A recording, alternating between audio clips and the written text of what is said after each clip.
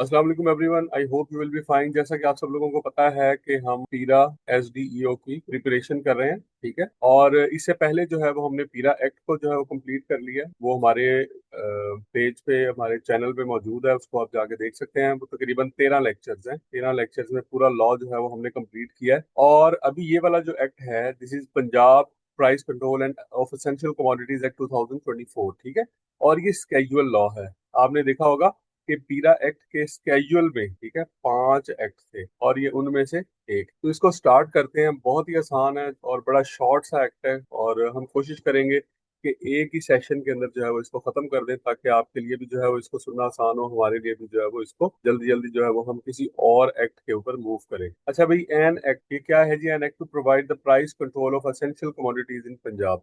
पंजाब में essential commodities की price को कंट्रोल करने का एक्ट है, ठीक है। तो it is necessary to make provisions for providing effective mechanism for fixation of the prices of essential commodities to control artificial price hike and profiteering of the essential commodities in Punjab for and for the matter ancillary there too, ठीक है। कहते हैं ये जरूरी है to make the provisions of for providing effective. इसकी provisions को provide करना जो है वो क्या था, इसकी प्रोविजंस जो है उनको इम्प्लीमेंट करना बहुत जरूरी है। किस पर्पस के लिए? Effective mechanism for fixation of prices, कि प्राइसेस जो है उसको कैसे फिक्स किया जाए, ठीक है, एसेंशियल कमोडिटीज की। अब ये एसेंशियल कमोडिटीज कितनी है? 49, और ये भी इस एक्ट के अंदर बताई हुई है, ठीक है। जैसे जैसे वीट है, क्या उसके अलावा बाकी जो अदर कमोडिटी हैं, मिल्क है, तो वो सारी की सारी जो कमोडिटीज हैं उनकी यहाँ पर प्राइसेस जो है वो यहाँ पे मेंशन की हुई हैं, ठीक है। प्राइसेस नहीं, उनके नेम मेंशन किए हुए। प्राइसेस जो है वो तो फिर बाद में डिसाइड होती रहती हैं और चेंज होती रहती है with the passage of time. To control artificial price hike. Artificial price hike, ये जो कीमतों में अचानक इजाफा हो जाता है, लोग मिलकर जो है वो कीमतें बढ़ा देते हैं, उसको रोकने के लिए and profiteering of essential commodities in Punjab.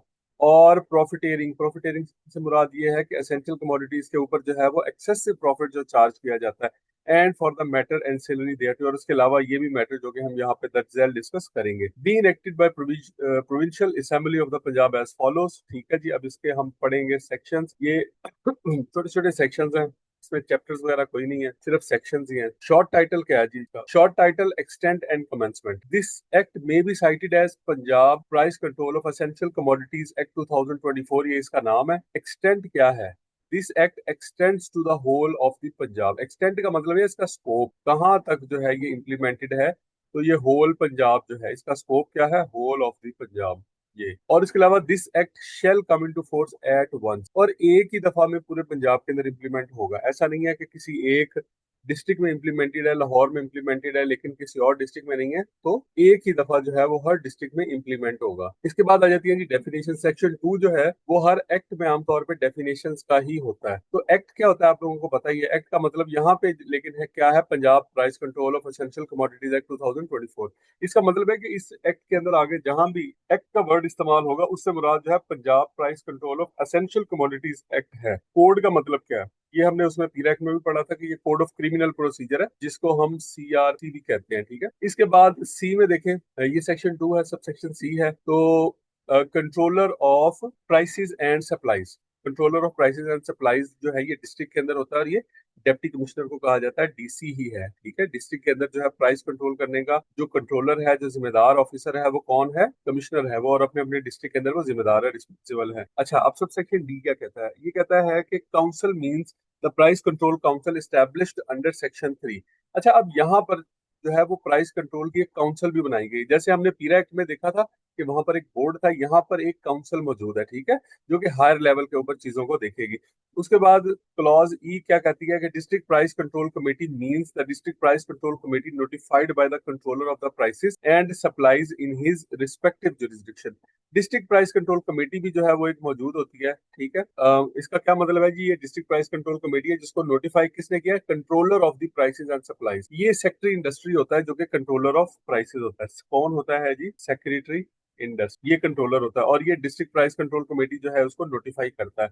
उसके बाद डीलर कौन है? डीलर आपको पता है, आम जुबान के अंदर ये सारे अल्फाज जो है वो इस्तेमाल होने वाले हैं। Dealer means a person carrying on whether in conjunction with any other business or not the business of selling any essential commodity whether wholesale or in retail।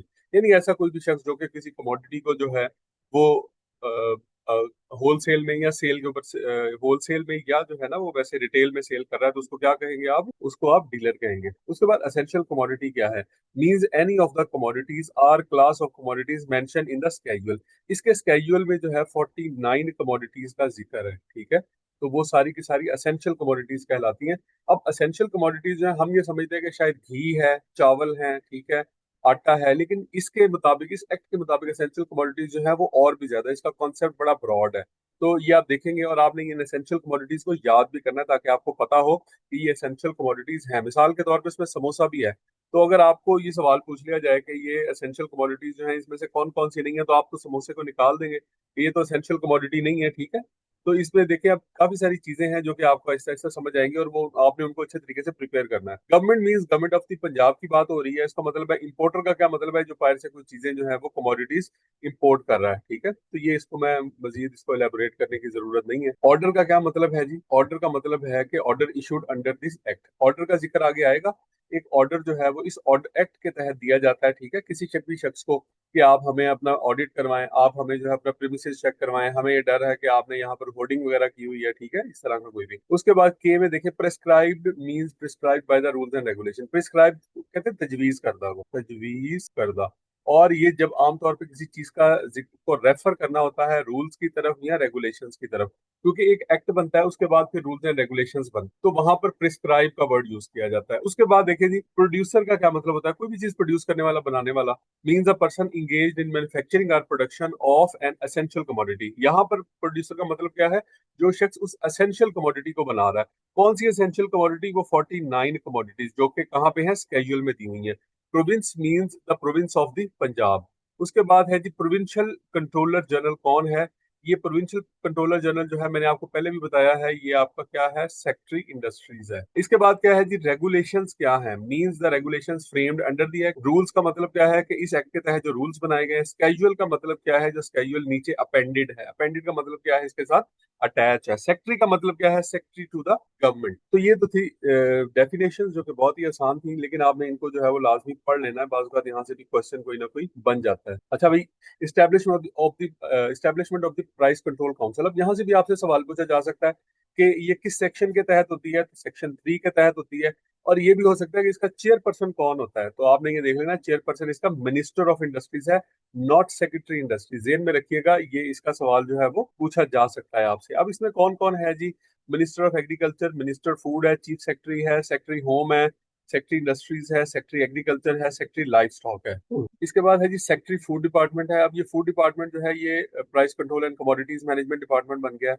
उसके बाद जे में देखें, other such member as the person may deem fit, ठीक है, तो इसके अलावा कोई भी और मेंबर। उसके बाद सब सेक्शन 2 क्या कहता है, the council in addition to the powers provided under section 4 shall. अच्छा, अब ये जो काउंसिल है इसके पास क्या क्या पावर्स है, सारी बात है, इसको पावर्स भी दी गई है, प्राइस कंट्रोल इसी ने देखनी है। तो obtain information regarding prices of essential commodities prevailing in various market. ये इंफॉर्मेशन भी ऑब्टेन कर सकती है, ठीक है, कहीं से भी डाटा ले सकती है, ताकि ये जानने के लिए कि एसेंशियल कमोडिटीज की जो प्राइसेस हैं वो किस लेवल पे चल रही हैं, कहीं लोग महंगी चीजें तो नहीं बेच रहे। बी क्या है, review the prices of essential commodities fixed under the act. तो वो ये क्या करेंगे, उसको पीरियोडिकली रिव्यू भी करेंगे कि जो चीजों की प्राइसेस हैं क्या वो वही हैं जो हमने दी हुई हैं या उससे महंगी प्राइस पे बेच रहे हैं। और अगर महंगा बेच रहे हैं तो क्या करेंगे, उसके ऊपर वो एक्शन भी लेंगे। और इसी पर्पस के लिए पीरा फोर्स बनाई है। अच्छा, इस पर्पस के लिए ना पहले पीसीएम्स काम करते थे, प्राइस कंट्रोल मैजिस्ट्रेट्स। आपने सुना होगा price control magistrate. Price control magistrate जो है वो बंदे होते थे डिस्ट्रिक्ट एडमिनिस्ट्रेशन के, या किसी डिपार्टमेंटल हेड होते थे आमतौर पे, जिनको एडिशनल चार्ज दिया होता था, ठीक है, एडिशनल चार्ज। तो वो साथ में जो है वो पीसीएम का काम भी करते थे, लेकिन वो इतना इफेक्टिव नहीं था, बिकॉज जारी बात है इसके लिए एक स्पेशलाइज इदारे की जरूरत है और उन लोगों ने अपना भी काम करना है। तो अपने काम के साथ साथ जो है वो इसको मैनेज करना जो है वो ज्यादा मुश्किल है। तो एक थैंकलेस किस्म की जॉब थी, इसलिए ये लोग जो है वो इतना कोई इफेक्टिवली काम नहीं कर रहे थे। Monitor the action taken under the act for the purpose of price control. अच्छा, इन्होंने ये भी मॉनिटर करना है कि इस एक्ट के तहत प्राइस कंट्रोल के ऊपर जो काम हो रहा है वो इफेक्टिव है या नहीं है। उसके बाद है जी issue directions and orders to ensure implementation of the provision of the act. Order और इम्प्लीमेंटेशन जो है वो भी इन्होंने ही इशू करने हैं, ठीक है, डायरेक्शंस इन्होंने इशू करनी है ताकि इस एक्ट को इम्प्लीमेंट किया जाए। इसका मतलब ये है कि इस काउंसिल के ऊपर, ठीक है, इस काउंसिल के ऊपर जो है वो इस एक्ट की सारी जिम्मेदारी है, ठीक है। तो ये सारी की सारी इस काउंसिल के ऊपर जिम्मेदारी है कि वो इस एक्ट को इम्प्लीमेंट करने के अंदर अपना पूरा रोल प्ले करे। अब इसके बाद सेक्शन 4 आ जाता है, पावर्स टू मेक ऑर्डर। अच्छा, अब मैंने ऊपर भी बताया था कि यहाँ पर ना ये जो काउंसिल है ये ऑर्डर करेगी, ठीक है, प्राइस कंट्रोल करने के लिए मुख्तलिफ किस्म के ऑर्डर्स करेगी। ऑर्डर जो है वो समझ लेके उनकी नोटिफिकेशन ही हैं, इनकी डायरेक्शन ही हैं। तो इसमें सबसेक्शन 1 क्या कहता है? सबसेक्शन 1 ये कहता है the council itself or through the provincial controller general. ये प्रोविंशियल कंट्रोलर जनरल कौन था? मैंने आपको बताया था, ये है secretary industry. Any authorise officer or controller of the prices and supplies for specific essential commodities so far as it appears to be necessary or expedient for securing equitable distribution of the essential commodities and its availability at fair prices। उसकी availability, essential commodities की availability है, उसकी fair prices के ऊपर जो है वो उसकी सेल है बाय एन ऑर्डर। तो इसके लिए ऑर्डर इशू किया जा सकता है। Provide for regulating the prices, prices को रेगुलेट करने के लिए, उनकी प्रोडक्शन को जो है वो मॉनिटर करने के लिए, उनकी मूवमेंट एक जगह से दूसरी जगह यानी ट्रांसपोर्टेशन जिसको कहते हैं, ट्रांसपोर्ट है, सप्लाई है, डिस्ट्रीब्यूशन है, डिस्पोजल यानी कि सेल है, ठीक है, disposal and sale of essential commodities, and for the price to be charged or paid for it at any stage of transaction therein. और उसकी जो प्राइस है किसी भी स्टेज के ऊपर। अब जो प्रोडक्ट है वो एक तो सबसे पहले तो उसका प्रोड्यूसर होता है, ठीक है, फिर होलसेलर होता है, फिर रिटेलर होता है, सही है। तो इस तरह से जो है ये मुख्तलिफ चैनल्स पे जाती है और हर जगह पे जो प्राइस है वो कम होती है। मिसाल के तौर पे यहाँ हो सकता है कि प्रोड्यूसर के पास उसकी जो प्राइस है उसने 100 रुपीज की बेची, होलसेलर ने जो है उसको 120 में बेचा, 20 अपना प्रॉफिट रख लिया, और रिटेलर ने जो है वो उसको 150 का कर दिया।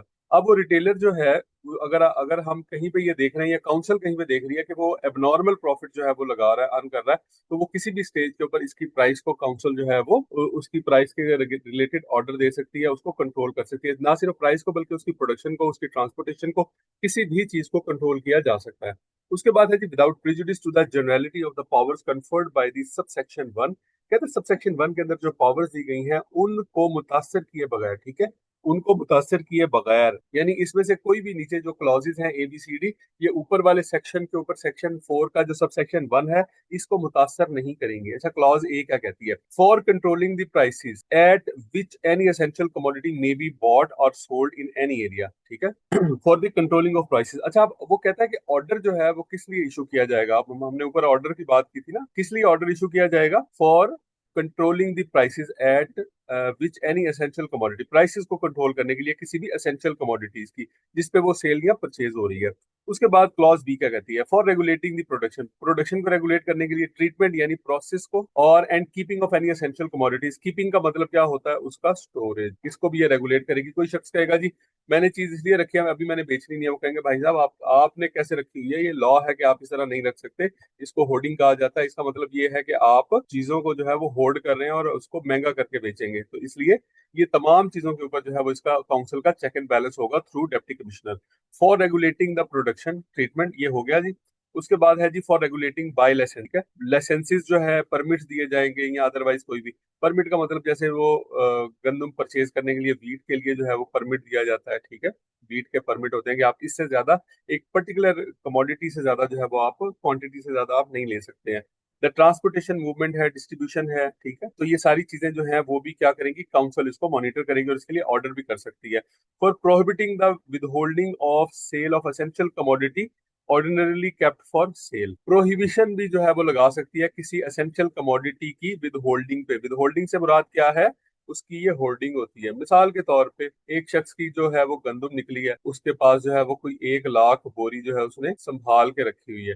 अब 1 लाख बोरी वो ये तो कह नहीं सकता कि हमने जो है वो खाने के लिए रखी हुई है, ठीक है, तो 1 लाख बोरी जो है वो तो कोई भी नहीं खा सकता। इसका मतलब ये है कि वो उसने for the sake of hoarding रखी हुई है कि वो इसको बाद में जो है वो सेल करेगा और उससे जो है वो प्रॉफिट जनरेट करेगा या एक्स्ट्रा प्रॉफिट जनरेट करेगा। तो ऐसी सिचुएशन के अंदर हम क्या करेंगे कि उसको डीसी जो है वो, या उसको जो काउंसिल है, या उसको जो प्राइस कंट्रोल बोर्ड है, वो उसको प्रोहिबिट कर सकता है, रोक सकता है, उसका सामान भी उठा सकता है, सील भी कर सकता है, सेल भी कर सकता है, कुछ भी कर सकता है। अब क्लॉज ई क्या कहती है? For requiring any person holding stock of essential commodity to sell it for the whole or a specified part of the stock at such price. किसी को भी जो है वो इस बात पे जो है वो मजबूर किया जा सकता है, ठीक है, पाबंद किया जा सकता है कि उसने जो कमोडिटी रखी हुई है उसको इस पर्टिकुलर प्राइस के ऊपर जो है वो सेल करे, जो कि उसको जो है वो प्राइस कंट्रोल कमेटी ने बताई है, ठीक है, या उसको डिस्ट्रिक्ट प्राइस कंट्रोलर जो कि हमारे पास डीसी होता है उसने बताई है। इसके बाद है जी, यानी इसमें कोई शख्स ये नहीं कह सकता कि ये मेरी कमोडिटी है मैं अपनी मर्जी से बेचूंगा, नहीं, जो गवर्नमेंट ने प्राइसेस दी उस पर आप बेचेंगे।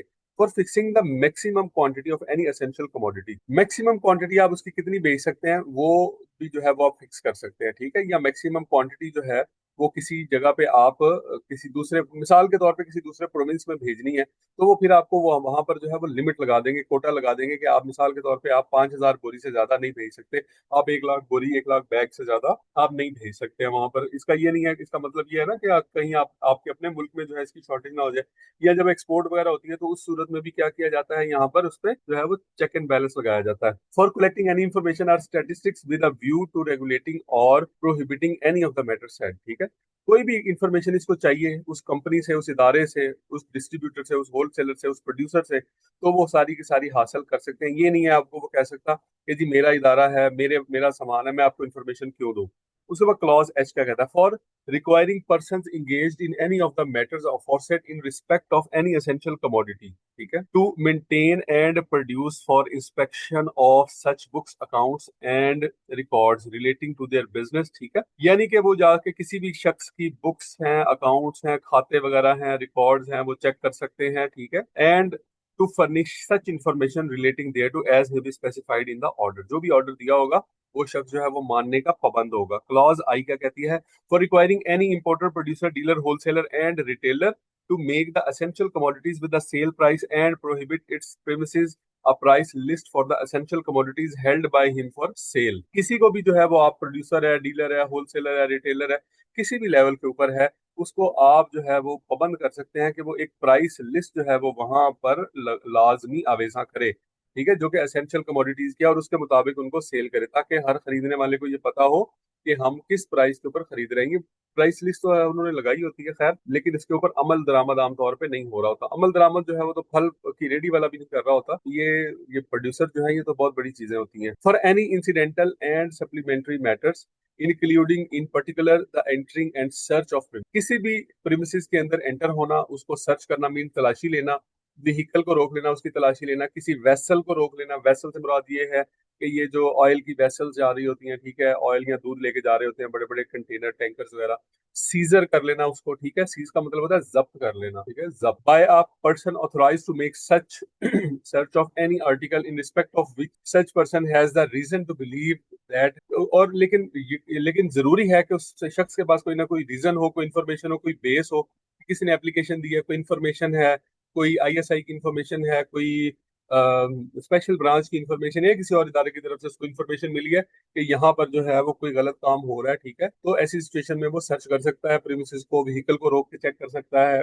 एंटर हो सकता है किसी प्रीमिसेस में, तो ये पावर इनको दी गई है, ठीक है। और लेकिन उसके पास ये रीजन टू बिलीव होनी चाहिए कि कोई कंट्रावेंशन, कोई खिलाफ वर्जी हो रही है of the order has been, is being, has been हो चुकी है, इज बीइंग हो रही है, और is about to be committed या फिर होने वाली है, और any record connected there with, या फिर उससे रिलेटेड जो कोई रिकॉर्ड है उसको चेंज करने की कोशिश की जा रही है, द ग्रांट और इशू ऑफ लाइसेंसेज, या फिर जो लाइसेंस हमने इशू किए गए हैं, परमिट दिए गए हैं, या कोई और डॉक्यूमेंट है उसके अंदर किसी भी किस्म की जो है वो कॉन्ट्रावेंशन हो रही है ऑर्डर की, यानी ऑर्डर से इनहराफ किया जा रहा है, ऑर्डर की खिलाफ वर्जी की जा रही है, तो ऐसी सिचुएशन के अंदर जो है किसी प्रीमिसेस में इंटरव्यू हो जा सकता है, उसकी सर्च भी की जा सकती है, सारा कुछ किया जा सकता है। उसके बाद क्लॉज के क्या कहती है, for seizure and forfeiture of stock of essential commodities and sealing of the business place or premises found in the contravention of provision of the act subject to the providing opportunity of being heard and recording reasons in writing, ठीक है। for seizure and forfeiture of stock, seizure और forfeiture दोनों का मतलब है stock को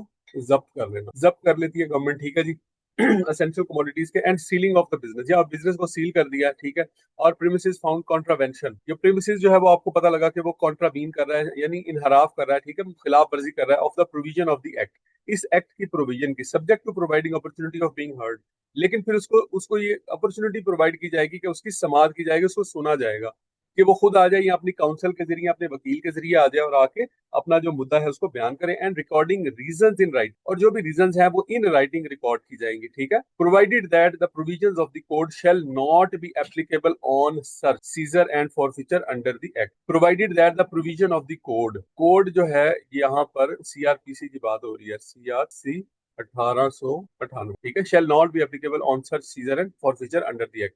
इस act के तहत जो है उसने कहा है ये जो सर्च वगैरह है और सीजर है और फॉर फीचर है, इसके ऊपर कोड इंप्लीमेंट नहीं होगा, बल्कि इस एक्ट के मुताबिक आप करेंगे। लेकिन इसके बाद हमारे पास है जी सेक्शन नंबर 5, जो कि है provincial controller general, his powers and functions. Provincial controller general कौन है, उसकी पावर्स क्या है, उसकी फंक्शंस क्या है। ये जो secretary industries, commerce, investment and skill development department है, मैंने आपको पहले भी बताया कि सेक्रेटरी इंडस्ट्री जो है वो प्रोविंशियल कंट्रोलर जनरल भी उसको कहते हैं, तो वो उसको कहते हैं, ठीक है जी। और shall be the provincial controller general for the purpose of this act, ठीक है। ये प्रोविंशियल कंट्रोलर जनरल कौन होगा, वो सेक्रेटरी होगा, सेक्रेटरी इंडस्ट्रीज इसको आमतौर पे शॉर्टली कहा जाता है। उसके बाद सबसेक्शन 2 क्या है, the provincial controller general may by an order authorize any officer of the government to exercise his powers and functions within any specific area and with regard to any specific essential commodity or class of commodity as may deem fit। वो कहता है कि किसी भी order को जो है किसी भी ऑफिसर को वो अपनी पावर्स डेलीगेट कर सकता है इस एक्ट को फुलफिल करने के लिए, ठीक है। आमतौर पे वो क्या करता है कि वो अपनी पावर जो है वो किसको देता है, डी को, डेप्टी कमिश्नर को। उसके बाद सबसेक्शन 3 क्या कहता है, deputy commissioner shall be the controller of prices and supplies. ये आप इसको आप याद कर लें, controller of prices and supply. District के अंदर ये क्या है, controller of prices and supplies है। In his respective district and exercise the powers and functions of provincial controller general in his respective jurisdiction. अपनी रिस्पेक्टिव जुरिस्डिक्शन के अंदर उसकी जो पावर्स हैं वो किसको दी गई हैं, जैसे कि मैंने आपको सेक्शन 2 में बताया, वो डिप्टी कमिश्नर को दी गई है, डीसी को दी गई है। सब सेक्शन 4 क्या कहता है जी, for the purpose of exercising powers and performing functions under the act the provincial controller general और any officer authorized by him or controller of the prices and supplies in consultation with the district price control committee notified by him in his respective jurisdiction। अब इस act को implement करने के लिए क्या होगा कि ये जो प्रोविंशियल कंट्रोलर जनरल और any officer authorise by him, ठीक है, या उसने किसी और शख्स को जिसको ऑथराइज किया है, और controlling of the prices and supplies, ठीक है, controller of prices and supplies, यानी कि या तो प्रोविंशियल कंट्रोलर जनरल या उसका कोई ऑथराइज ऑफिसर या फिर controller of prices and supply, यानी कि वो क्या करेगा, in consultation with the district price control committee. District में भी एक प्राइस कंट्रोल कमेटी होती है, उसके साथ कंसल्ट करके notified by him in his respective jurisdiction में, ठीक है। अब वो कौन कौन से काम करेगा प्राइस कंट्रोल करने के लिए, यहाँ पे हम लोग जो है वो डिस्कस करते हैं। पहले नंबर पे क्या है जी, अब ये district price control committee or price controller की बात हो रही है। Seek monthly or periodical statement or record from a producer, dealer, importer or their representative as and when required. Monthly or periodical record जो है प्रोड्यूसर, डीलर, इंपोर्टर है, wholesaler है, retailer है, किसी भी से भी वो रिक्वायर कर सकता है कि आप हमें रिकॉर्ड दें कितनी सेल कर रहे हैं, किस प्राइस पे सेल कर रहे हैं। Enter and search any premises, किसी भी प्रेमिसेस के अंदर एंटर हो सकते हैं और उसको सर्च कर सकते हैं।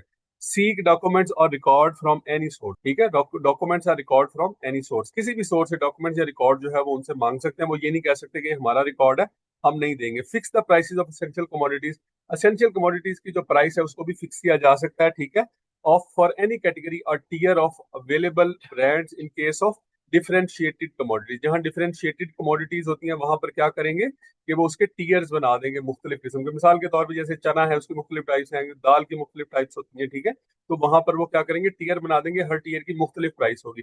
After completing the procedure as may be required by the provincial controller general और any officer authorised by him or controller of prices and supplies, ठीक है, जिस तरह से जो है वो उसको ऊपर से डायरेक्शंस मिली हैं उसके मुताबिक। ई में देखें जी, ये क्लॉज ई है, seek record and assistance for any relevant organisation either federal, किसी भी रेलिवेंट ऑर्गेनाइजेशन से, या चाहे वो फेडरल हो या प्रोविंशियल हो, यानी फेडरल या प्रोविंशियल कोई भी डिपार्टमेंट है, कोई ऑर्गेनाइजेशन है, उससे वो क्या कर सकता है, रिकॉर्ड या असिस्टेंस भी हासिल कर सकता है। जैसे ब्यूरो ऑफ स्टैटिस्टिक्स है, ठीक है, या अर्बन यूनिट है, या किसी और डिपार्टमेंट से भी जो है वो मदद हासिल की जा सकती है डाटा इकट्ठा करने के लिए for the purpose of fixation of prices of essential commodities if it deems necessary, ठीक है। तो जब जैसे डिस्ट्रिक्ट के अंदर जो है वो प्राइस फिक्सेशन होती है, अब दूध की प्राइस फिक्स करनी होती है तो ये पंजाब फूड अथॉरिटी को बुला लेते हैं, ठीक है। इसी तरह से किसी और कमोडिटी की जो है वो प्राइस फिक्स करनी होती है तो उससे रिलेटेड जो भी इदारा होता है उसको वो बुलवा लेते हैं लाजमी। तो ऐसी सिचुएशन के अंदर जो है वो तमाम इदारे जो है वो पाबंद है कि वो इनको असिस्ट करें। इसके बाद है जी हमारे पास क्लॉज एफ। क्लॉज एफ क्या कहती है,